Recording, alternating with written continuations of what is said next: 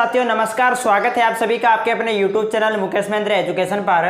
और मैं आपका दोस्त महेंद्र सिंह आप सभी का स्वागत करता हूं। दोस्तों आज हम बात करने वाले हैं कक्षा 12 भूगोल जो बुक है दोस्तों भारत लोग और अर्थव्यवस्था। भारत लोग और अर्थव्यवस्था का चैप्टर नंबर हमारे सामने दोस्तों 4 है जिसका नाम है जल संसाधन। और इस चैप्टर के प्रश्न उत्तर देखने वाले हैं वेरी इंपॉर्टेंट जो पेपर में छपने वाले हैं दोस्तों। अब की बार 100 पार मैं चैप्टर वाइज आपके सामने क्वेश्चन करवा रहा हूं दोस्तों, आप देख सकते हैं। इस चैप्टर जल संसाधन के ये प्रमुख क्वेश्चन है, इनको आपको अच्छे से याद रखना है, ठीक है।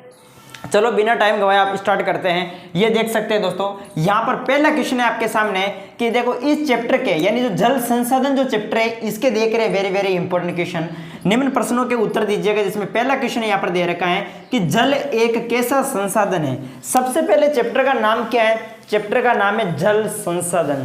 कहने का मतलब जल भी क्या है? एक संसाधन है, ठीक है। और आपको पता है कि जल जो है वो प्रकृति की एक अनुपम देन है और इसके बिना जीवन संभव नहीं है। हम बात करते हैं दोस्तों पृथ्वी के धरातल पर 71% जल पाया जाता है। कितना परसेंट जल पाया जाता है? 71% जल पाया जाता है और 29% भाग पर स्थल है। तो बिल्कुल दोस्तों मैं आपके सामने यहाँ पर बता रहा हूँ आपको। देखो पृथ्वी के धरातल पर यदि मैं बात करता हूँ जल संसाधन की, जल की बात करें तो जल जो है वो पृथ्वी पर 71% भाग पर पाया जाता है। कितने परसेंट भाग पर पाया जाता है? 71% भाग पर पाया जाता है जल। और 29% जो भाग है 29% भाग इस पर पाया जाता है स्थल, ठीक है। यानी इस पर पानी नहीं है दोस्तों। 29% भाग पर स्थल और 71% भाग पर क्या है? जल पाया जाता है। अगर इस 71% जल को अगर मैं 100% मानूं तो 100 इसके भी टुकड़े करूंगी। 71% जल कहाँ पाया जाता है? अगर इसके भी टुकड़े करें तो दोस्तों 71% जल में मैं बात करता हूं तो 97% जो है वो खारे पानी के रूप में पाया जाता है दोस्तों महासागरों में। 97% खारे पानी के रूप में महासागरों में पाया जाता है।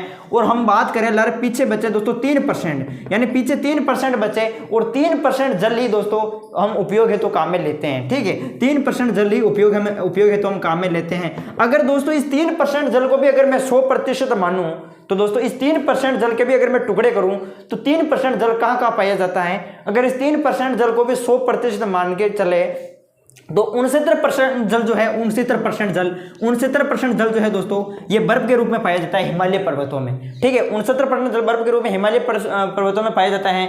और 30% जो जल है दोस्तों 30% जल ये भूमिगत रूप में यानी जमीन के अंदर पाया जाता है। 30% जल भूमिगत रूप में पाया जाता है। और शेष बचा 1% जल, ये 1% जल का ही उपयोग जो है मानव पेयजल व सिंचाई की आपूर्ति के लिए करता है। तो आप देख सकते हैं दोस्तों जल की कितनी वैल्यू है, ठीक है। जल की कमी है, ठीक है, हमें जल को अधिक से अधिक बचाना चाहिए दोस्तों। तो आप देख सकते हैं किस प्रकार मैंने डिवाइड किया कि पृथ्वी के धरातल पर जो है वो 71% जल पाया जाता है, 29% भाग पर स्थल पाया जाता है। अगर इस 71% जल को मैंने 100% माना तो 97% वो यानी खारे पानी के रूप में यानी महासागरों में पाया जाता है, ठीक है। और 3% जल हम उपयोग हेतु काम में लेते हैं। और इस 3% जल के हमने टुकड़े किए कि कहाँ पाया जाता है, इसको भी हमने 100% माना, जिसमें 69% बर्फ के रूप में पाया जाता है, बर्फ के रूप में। और 30% जल जो है वो भूमिगत रूप में पाया जाता है। और 1% जल का उपयोग मानव पेयजल व सिंचाई की आपूर्ति के लिए करता है, ठीक है। अब देख लेते हैं प्रमुख इस चैप्टर के मोस्ट इंपोर्टेंट क्वेश्चन, जिसमें पहला क्वेश्चन एक दे रखा है कि जल एक कैसा संसाधन है। तो याद रखें जल जो है वो एक चक्रीय संसाधन है। किस प्रकार का संसाधन है? जल एक चक्रीय संसाधन है, ये आपको याद रखना है। किस प्रकार चक्रीय संसाधन है आपको पता होगा। जैसे प्रमुख बांध बने हुए हैं, ठीक है, तालाब बने हुए हैं, सूर्य का प्रकाश उस पर गिरता है, सूर्य की किरणें गिरती है तो वो यानी उसका जल का क्या होता है? वाष्पीकरण होता है। वाष्पीकरण होकर यानी वो ऊपर की ओर उठता है, ठीक है। और ऊपर उड़कर वो वापस जो है वो बादल का रूप धारण करके वापस इस तरीके से वर्षा होती है। तो ये चक्कर चलता रहता है दोस्तों, ठीक है, ये चक्कर चलता रहता है। इसीलिए हम कह सकते हैं कि जल जो है वो एक चक्रीय संसाधन है। किस प्रकार का संसाधन है? चक्रीय संसाधन है। दूसरा क्वेश्चन दे रखा है कि भारतीय राष्ट्रीय जल नीति कब घोषित की गई थी। एग्जाम में पूछा जा सकता है कि भारतीय राष्ट्रीय जल नीति है वो कब घोषित की गई थी। तो आप याद रखेंगे 2002 में जो है भारतीय राष्ट्रीय जल नीति जो है वो घोषित की गई थी, ये आपको याद रखना है। इसके बाद देखो प्रमुख आगे दे रखा है कि धरातलीय जल स्रोतों के नाम लिखिएगा। अब मैं बता देता हूं दोस्तों, पृथ्वी के धरातल पर जैसे हम बात करें तो जल संसाधनों को भी 2 भागों में बांटा गया है। एक तो धरातलीय जल है, एक भौम जल है। ये इंपॉर्टेंट है दोस्तों, याद रखें। अगर मैं इस जल की बात करता हूं तो इस जल को 2 भागों में बांटा गया, हम देखते हैं। तो ये जल जो है वो 2 रूपों में पाया जाता है। जैसे एक तो पाया जाता है दोस्तों धरातल के रूप में, ठीक है, हम कह सकते हैं धरातलीय जल स्रोत, ठीक है, धरातलीय जल। दूसरा दोस्तों एक तो है धरातलीय जल और दूसरा है भौम जल। ठीक है, कौन सा जल है, भौम जल। और हमें एग्जाम में यहाँ से क्या प्रश्न पूछा जाता है, हमें एग्जाम में प्रश्न पूछा जाता है कि धरातलीय जल स्रोतों के प्रमुख, धरातलीय जल स्रोतों के उदाहरण लिखिएगा। तो धरातलीय जल स्रोतों में बात करता हूँ, धरातल का मतलब जो पृथ्वी के भूपर पट्टी यानी इस जमीन पर भूपर पट्टी पर जो जल पाया जाता है, इसमें आप देखेंगे इसके प्रमुख जो स्रोत है वो है नदियां हैं। ठीक है, जितने भी जो नदियां हो गई वो इसी के तहत आती है, नदियां हैं। इसके अलावा प्रमुख झीलें हैं, इसके अलावा तालाब हैं, ठीक है, तालाब, तलैया हैं, ये सब जो है दोस्तों प्रमुख ये क्या है, धरातलीय जल के प्रमुख स्रोत हैं। इसी प्रकार से भौम जल की बात करें तो भौम जल जो है वो यानी कि जमीन में पाया जाता है दोस्तों। ठीक है, जो भूपर पट्टी के अंदर नीचे जमीन में पाया जाता है भौम जल। ये दोस्तों देखो इसमें आप लिख सकते हैं प्रमुख, जैसे मैं बात करता हूं नलकूप, यानी नलकूपों के माध्यम से इसको निकाल सकते हैं। ठीक है, कुओं बावड़ियों के द्वारा। ठीक है, कुएं और बावड़ियां, नलकूप, ये आप लिख सकते हैं इसके तहत। ठीक है, इसमें जैसे नलकूप हो गया, कुएं हो गए, ठीक है, ये इसके प्रमुख स्रोत हैं, आप लिख सकते हैं। अब देखो अधिकतर हमें एग्जाम में यहाँ से प्रश्न पूछा जाता है कि भौम जल जो है भारत के राज्य यानी सर्वाधिक किस राज्य में पाया जाता है, भौम जल। तो भौम जल हमें सर्वाधिक देखने को मिलता है, आपको पता है, तो पंजाब में, पंजाब, इसके अलावा प्रमुख पंजाब के बाद में राजस्थान हो गया, गुजरात हो गया, हरियाणा है, ये पंजाब, हरियाणा, गुजरात, इनमें देखने को मिलता है दोस्तों भौम जल सर्वाधिक। ठीक है, तो ये भी आपको याद रखना है कि भौम जल कहां देखने को मिलता है, तो पंजाब में देखने को मिलता है, राजस्थान में भी देखने को मिलता है, तमिलनाडु में, गुजरात में देखने को मिलता है। तो ये आपको याद रखना। ठीक है, तो ये याद है, पंजाब में देखने को मिलता है, राजस्थान में भी और तमिलनाडु में, ये याद रखे। ठीक है, इसके बाद देखो भौम जल सर्वाधिक किन राज्यों में, ये हो गया धरातलीय जल स्रोतों के नाम लिखो। तो ये प्रमुख धरातलीय जल स्रोतों के प्रमुख नाम है, नदियां, झीलें, तालाब, तलैया, और भौम जल में कुएं और नलकूप आ जाएंगे। ठीक है, उसी प्रकार से भौम जल जो है वो सर्वाधिक किन राज्यों में पाया जाता है, तो मैंने आपको बता दिया, अभी बताया, जैसे राजस्थान में है, ठीक है, पंजाब में है, तमिलनाडु में है, इनमें भौम जल जो है वो सर्वाधिक देखने को मिलता है।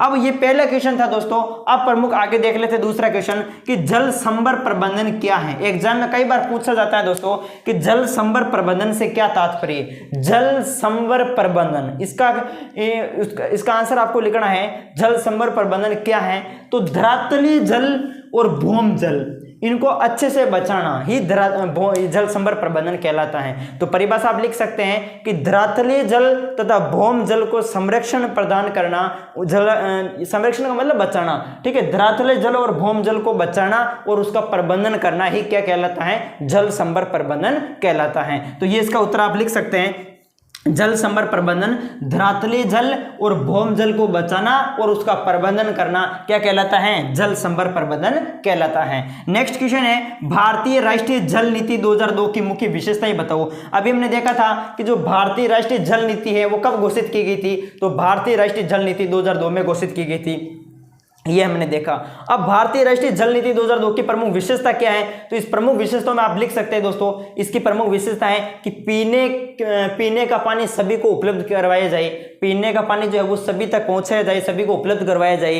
इसके अलावा भौम जल का जो है वो कम उपयोग करना चाहिए। ठीक है, भारतीय राष्ट्रीय जल नीति की दूसरी विशेषता है कि भौम जल का जो है वो कम उपयोग करना चाहिए। इसके अलावा प्रमुख धरातलीय जल और भौम जल दोनों की समय समय पर क्या की जानी चाहिए, जांच की जानी चाहिए। ठीक है, ये भी आप लिख सकते हैं। इसके अलावा इसमें आप लिख सकते हैं कि जल के लिए जागरूकता विकसित की जानी चाहिए। ठीक है, जल के लिए क्या की जानी चाहिए, जागरूकता विकसित की जानी चाहिए। इस तरीके से दोस्तों ये प्रमुख भारतीय राष्ट्रीय जल नीति की क्या है, विशेषताएं हैं। ये भी आपको पूछा जा सकता है एग्जाम में, और ये एग्जाम में पूछा गया है दोस्तों क्वेश्चन। इसके बाद है आपके सामने लेगुन और पश्च जल क्या है, लेगुन और पश्च जल। देखो दोस्तों याद रखना, ये लेगुन और पश्च जल जो है ये क्या है, झील है दोस्तों ये। ठीक है, लेगुन झील है दोस्तों, जो कि केरल उड़ीसा में देखने को मिलती है। ठीक है, ये खारे पानी से बनी झील होती है दोस्तों, इसमें जैसे मछलियों को भी पाला जाता है। तो आप लिख सकते हैं कि लेगुन और पश्च जल यानी ये खारे पानी की झील होती है। ठीक है, जो केरल उड़ीसा में देखने को मिलती है, और इसमें जो है मछलियों को पाला जाता है। ठीक है, ये आप लिख सकते हैं इसके तहत। इसके अलावा